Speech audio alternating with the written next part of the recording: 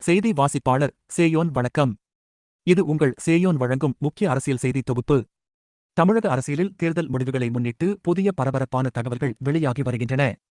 குறிப்பாக கரூர் உள்ளிட்ட சில பகுதிகளில் அரசியல் நிலைமைகள் வேகமாக மாறி வருவதாக கூறப்படுகிறது.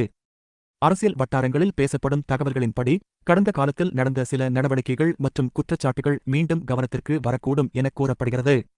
இதனால் சில முன்னாள் மற்றும் தற்போதைய முக்கிய அரசியல்வாதிகள் மீது விசாரணைகள் நடைபெற வாய்ப்பு இருப்பதாக தகவல்கள் பரவி வருகின்றன.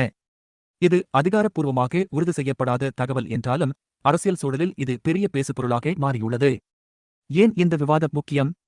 ஏனெனில் தேர்தல் முடிவுகள் வெளியாகும் நேரத்தில் அரசியல் கணக்குகள் மட்டுமல்லாமல் சட்ட மற்றும் நிர்வாக நடவடிக்கைகளும் முக்கிய பங்கு வகிக்கக்கூடும் என்று கூறப்படுகிறது. ஒரு அரசு அமைந்த பின் கடந்த கால ஆட்சியின் செயல்பாடுகள் மீளாய்வு செய்யப்படுவது பொதுவான நடைமுறை. ஆனால் இந்த முறை நடவடிக்கைகள் எவ்வளவு கடுமையாக இருக்கும் என்பதுதான் தற்போது எழும் கேள்வி. அரசியல் விமர்சகர்கள் கூறுவதாவது, இது வெறும் தேர்தல் போட்டி மட்டுமல்ல, அதற்குப் பிறகு வரும் அரசியல் சூழ்நிலைக்கும் முன்னோட்டம். சிலர் இதை அரசியல் பழிவாங்கல் என கருதுகின்றனர்.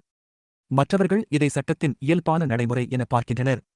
இந்த நிலையில் மக்கள் மத்தியில் எழும் கேள்விகள்: நடவடிக்கைகள் உண்மையில் நடக்குமா? அவை யாரை பாதிக்கும்? அரசியல் மற்றும் சட்டம் இடையே சமநிலை எவ்வாறு இருக்கும்? இதற்கான பதில்கள் தேர்தல் முடிவுகளுக்கு பிறகு வெளிப்படலாம்.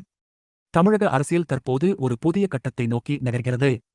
இது உங்கள் சேயோன் வழங்கிய முக்கிய அரசியல் செய்தி தொகுப்பு. மீண்டும் சந்திப்போம். நன்றி.